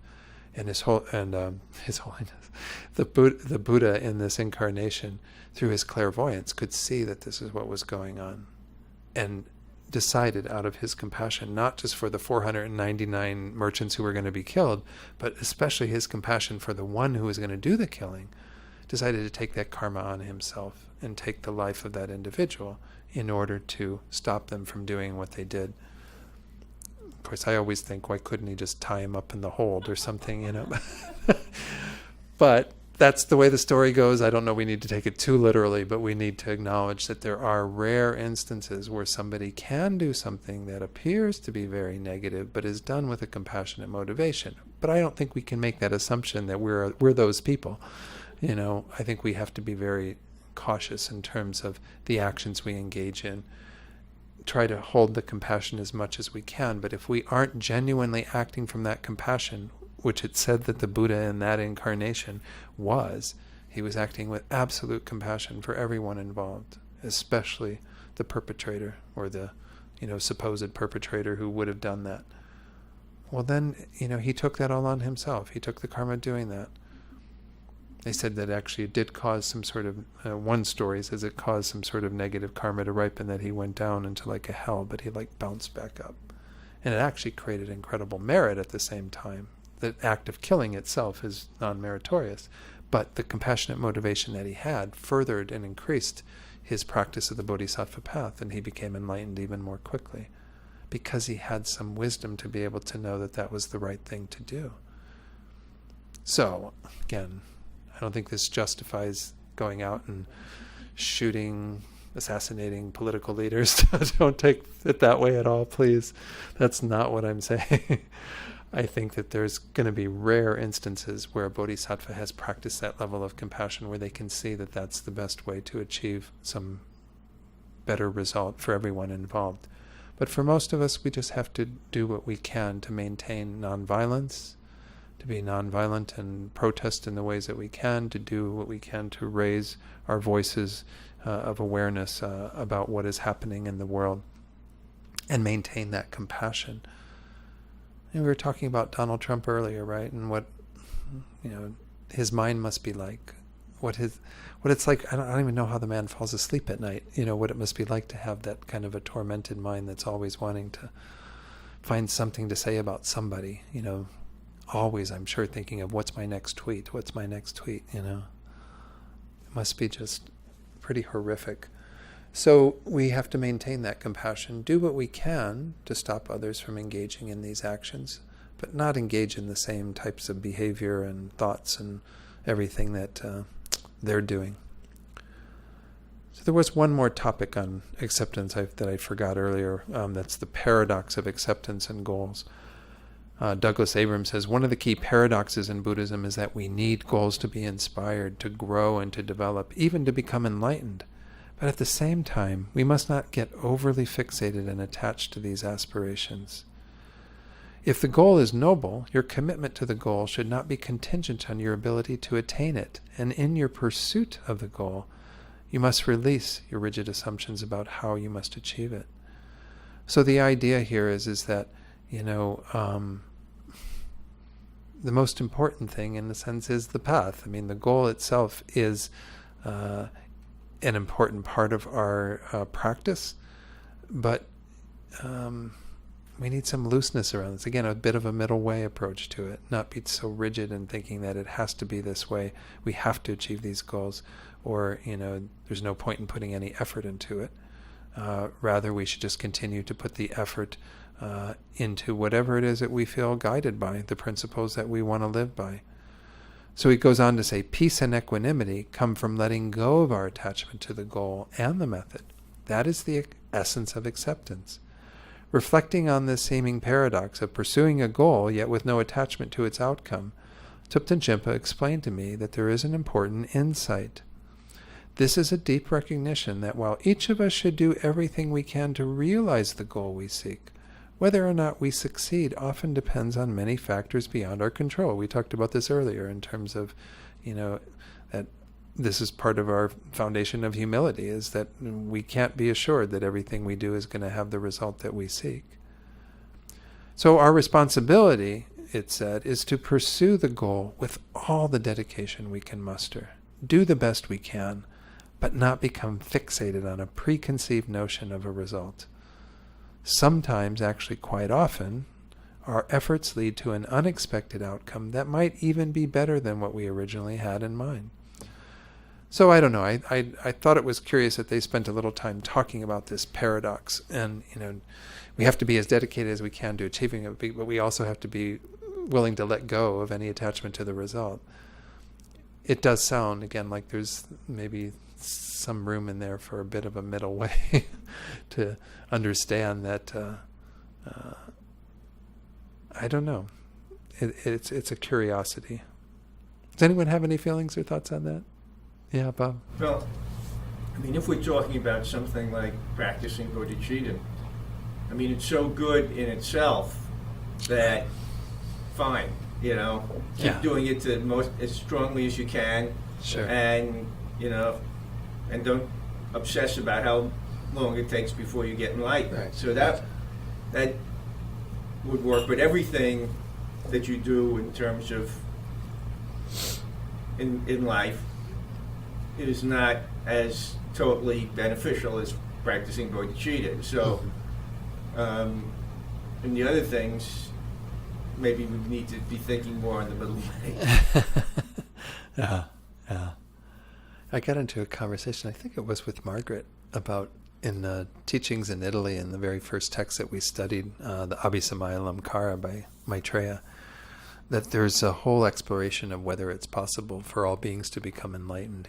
Is this goal that we're setting for ourselves?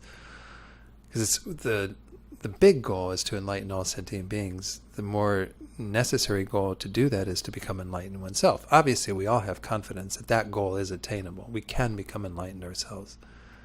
But is it possible to attain the enlightenment of all beings? Is it possible for all beings to eventually attain that state? Well, on an individual level, absolutely. But there is some debate about whether it's possible for there to be an end to samsara, in a sense, where there would be an end to unenlightened existence. But it would seem that there must be. But once more, that shouldn't be the determining factor about whether we sign up for it or not. We're signing up for it because we're dedicated to what this path represents and to what the result is that we will get in and of ourselves, but also the ability that we'll have to benefit others, whoever we can, in whatever way that we can. I don't know. Actually, that doesn't bother me at all. I spend, for a huge amount of my life, saying, all right, I want to try and make sure everybody has, sort of like our ending prayer from Shanti Deva. Right. All the poor will have enough, and no one will suffer, and all disease will be cured. And I'm perfectly willing to work towards that without any kind of guarantee that you get to 100%. It really doesn't bother me. Right. It would bother me if you never made no progress at all. Right. But otherwise, I don't view that as something to spend a lot of time obsessing about. Right. Yeah, there was an organization called End World Hunger Now, I think, that, I admire their goal, but I hope that the people who are involved in that effort aren't too attached to that, because that is something that would be very hard to attain. I don't know if it's impossible to attain, but very, very difficult, very, very difficult. But as you said, at least some progress, at least pockets of the world where there was hunger, there now is food, that being the result that they are out to achieve, is to just keep moving in that direction. So it is an interesting thing about what do we do with goals, and especially if goals are perhaps a little bit unrealistic. Or I like this other idea, though, that even some of our efforts might have unexpected outcomes that we didn't envision, that just by our moving in that direction, that other things would happen. I don't know. Anyone want to share anything more on that? Yeah, Rosemary? I would say, in my mind, I'm sort of like Bob, but in the sense of, I think we're so far from 100%, a little bit. It's like when you get to 98% that you could worry about, is this actually possible? It's like if you're trying to lose a bunch of weight, maybe it's easier if you're 100 pounds overweight. It's that last 10 pounds that's really... Yeah. Well, anyway, some stuff to ponder, to think about. Let's conclude acceptance with what the book says, a few slides on that. Life is constantly unpredictable, uncontrollable, and often quite challenging. Edith Eva Eger explained that life in a concentration camp was an endless selection line where one never knew whether one would live or die. She recounts this in her book, The Choice. She said, that they'd be funneling you into a line, and you never knew what line you were in. Are you in the line that's going to the gas chambers, or are you in the line that's going to continue to work in the concentration camps? This just perpetual not knowing. The only thing that kept a person alive was the acceptance of the reality of one's existence and the attempt to respond as best one could. Curiosity about what would happen next, even when she was left for dead in a pile of bodies, was often all she had to pull herself forward to the next breath. And this is actually her story, is that she was found by an American GI who was going through the camp that she was at that time. It wasn't Auschwitz, it was another one, and there was a pile of dead bodies, and her body was placed on them, and she was close to death. She wasn't dead yet, and he found her and rescued her from this, and she recovered. As well as her sister that was in the same situation as her, had been in all the camps with her. I found a quote from her. This isn't from her book, but this is from a speech she gave in 2015. She said, "What kept me going in the concentration camp was my curiosity." This is what I told you earlier. She says, "I always told myself, if I survive today, I will be free tomorrow. One strength I developed in the camp was to let go of things I have no control of. There is no crisis, just transitions. There are no problems, just challenges." So, I hope that none of us have to deal with a situation where it requires that level of kind of acceptance and an ability to work with our minds. But if we ever do, may we have that. So the final comments on acceptance. When we accept what is happening now, we can be curious about what might happen next. Acceptance was the final pillar of the mind, and it led us to the first pillar of the heart, forgiveness. When we accept the present, we can forgive and release the desire for a different past. So this is where we're going to start. We may go ahead and begin a little bit on forgiveness, but this is where we go into the 4 qualities of heart. These having been more related to our minds, our thoughts. So the practice suggestions that you have there are to reflect on either Master Shantideva's verse, which again I've given there in the more traditional way that it's set out, or the Serenity Prayer in the way that it was translated in the book. Or not I guess it may be a translation. I'm not sure if it's a translation, but the wording, like I said, sometimes is a little different in the ways I've seen it. But then the second practice suggestion is thinking of something you're having a hard time accepting. Acknowledge that this is the nature of reality, that you cannot know all the factors involved, and that you can actually use it in a positive way. Notice any change. So the obvious premise for this is that it's something that requires accepting, requires some level of acknowledging that perhaps there's not much you can do about it, but perhaps you can still work with your mind, that you can, again, learn from that, use it in a positive way, and then once more see if it brings about a bit more joy. So any final comments on acceptance? So these 4 hopefully have been kind of a useful way to begin to acknowledge what we have to have from our side, in a sense, level of proper perspective, our own humility, sense of humor, our own acceptance of things, what we go from here are all the ways that we are using that to connect to others. So the fifth pillar is for... Before you go into that, I have Okay. one question, and I don't even know how it would work, but how does acceptance lead to renunciation? Or does it? How is it related if Okay. it doesn't lead to it? How do you have an idea yourself? I have my own ideas, but I'm curious what you might think, Casey. How would you see it relating to renunciation? Okay, so I'm just I'm just throwing this out there. I haven't really. It's somehow it seems to be maybe in my mind that there would be some relation. So if we accept that samsara is suffering, that's the nature of it. It's suffering, and so there is that level of acceptance of this reality. The renunciation is, okay, I accept this and I can't do anything about the changing of it. But renunciation is what? I'm going to live here and deal with it in using these acceptance strategies? Is that renunciation? Is that how the Buddha lived? Is that how the Dalai Lama lives? Is that... So what I would say again is that acceptance in this context is more like the opposite of denial. So like my brother who couldn't bring himself to accept the truth of suffering that I was trying to convey to him, that if we live our lives with that level of denial, that no, what the Buddha said isn't really true, really life's okay.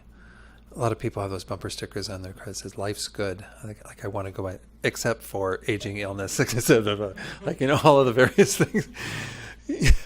Life isn't really good. I mean, the Buddhist message is life is unsatisfactory. It's something that we shouldn't be kind of content with, because that's the stuff from which renunciation is developed, is to recognize by accepting that as this is an unsatisfactory state we're in, renunciation is the movement toward the satisfactory state, away from the causes of suffering and dukkha to liberation, enlightenment, and so on. I mean, initially it's just liberation. When that renunciation gets combined with bodhicitta, then it becomes the force by which we can attain enlightenment. So the techniques that I was putting up here of accepting suffering are traditionally taught in the Mahayana tradition, but it doesn't mean that they aren't practiced by even somebody just developing renunciation, because renunciation is still a part of all of those. Because it's accepting that this is an unsatisfactory experience that we're in, and it's the desire to move in an opposite direction. On the basis of that, we engage in practices that help us to use our situation, use the stuff of samsara as a fertile field for developing all these qualities, our compassion, our wisdom, our practice of good morality, all of these things that we talked about. So are those then the morality, the bodhicitta and virtue, are those the steps to renunciation? Are those how, basically I suppose what I'm beginning to realize is what do you do to renounce the world? What are the practices? What are the steps for renunciation? Because I mean, at some level, a foundational acceptance of samsara's suffering nature has to be there, as the kickstart for renunciation. But at one level, it's also the workings of what we just talked about now. So how do you practice renunciation while also living and functioning in this world with acceptance as, I don't know what my question is. I know it's something in there that seems to be tied together for me, and I think I'm a little bit confused. Okay. Maybe I need to be clear on what are the steps for renunciation? What were you going to share, Kim? I think I think renunciation is not a practice. I think our practice results in renunciation. I think the practice of Dharma results in renunciation. So it's not like we practice to renunciate. it is a result of it. As we practice Dharma, then Renunciation come occurs. renunciation. Yeah, come renunciation. That's from my.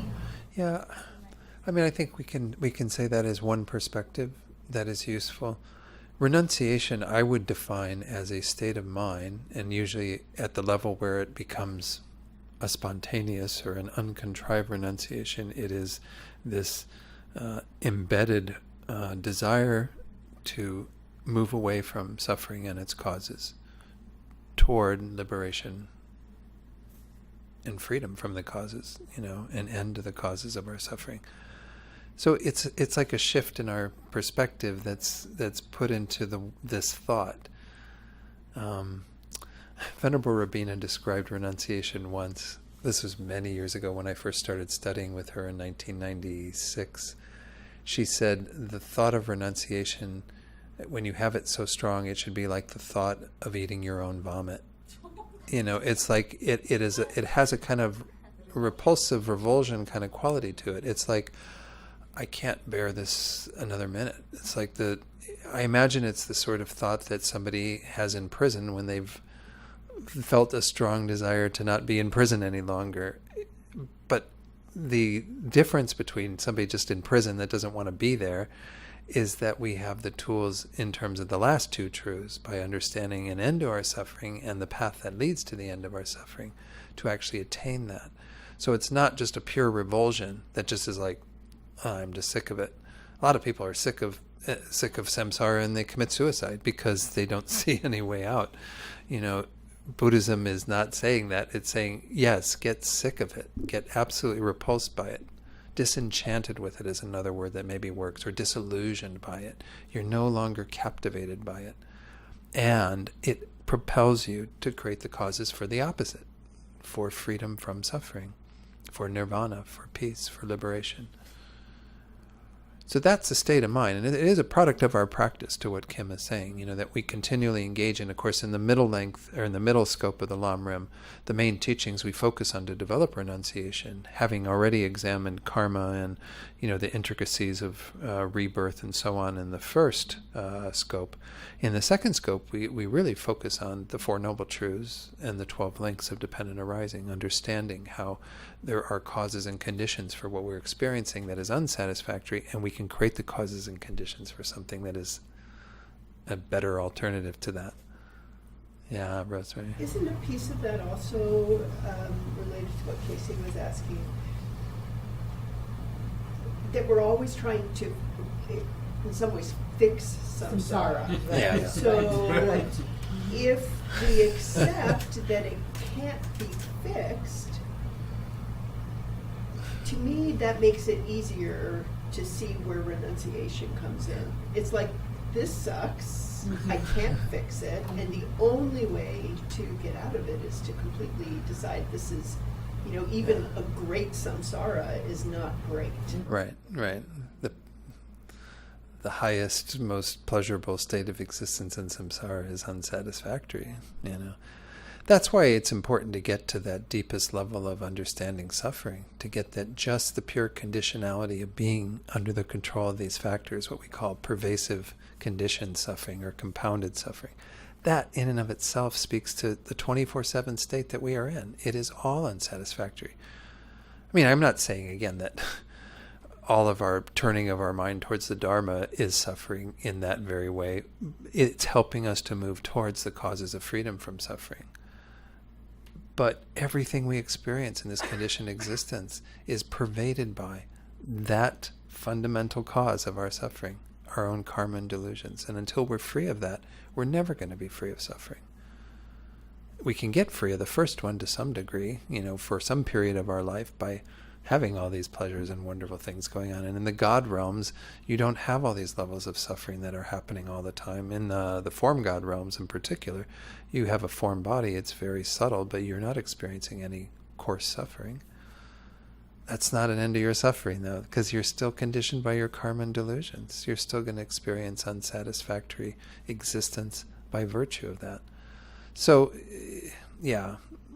And to fix samsara, in the way you put it, to try to get all of that right, to try to get all these causes and conditions, not so effective. The first level of our path is to say, well, I at least have to fix it so I get a good existence. Well, that's acknowledging that there is something we can do to have better opportunities within conditioned existence that we can use well.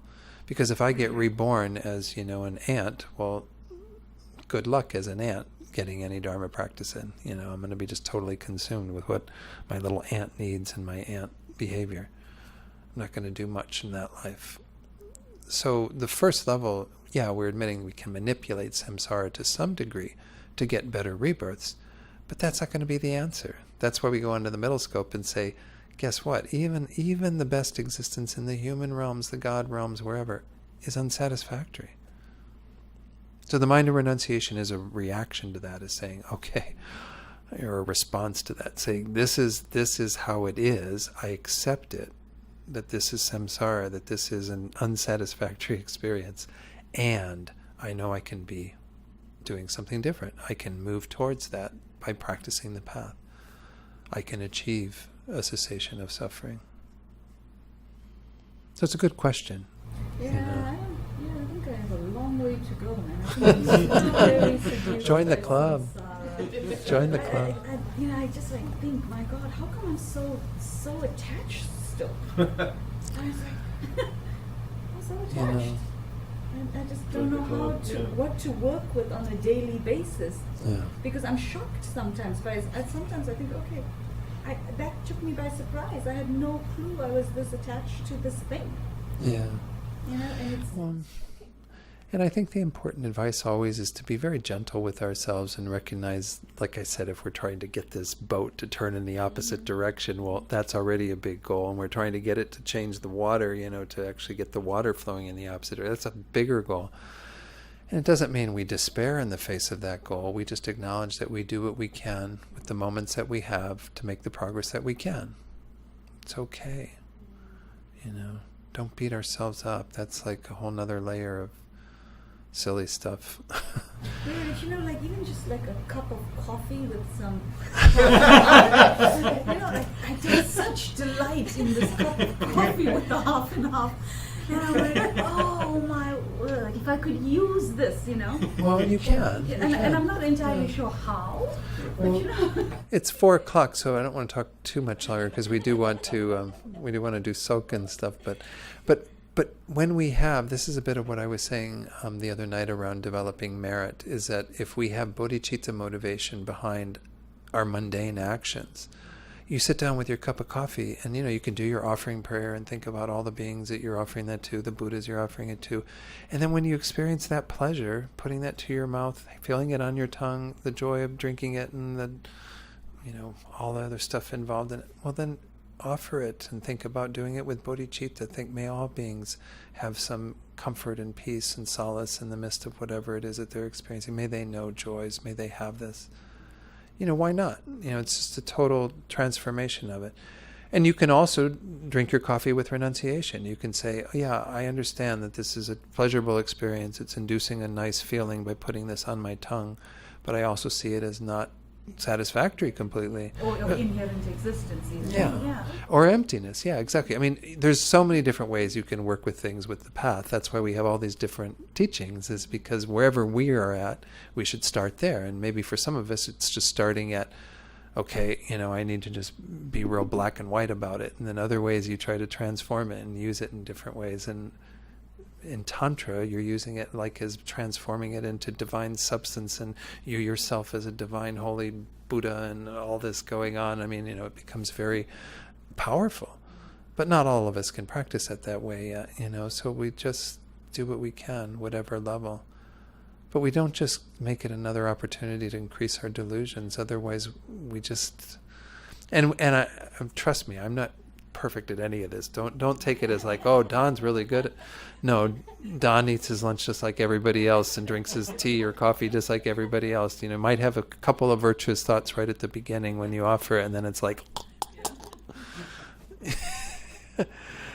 it just takes over.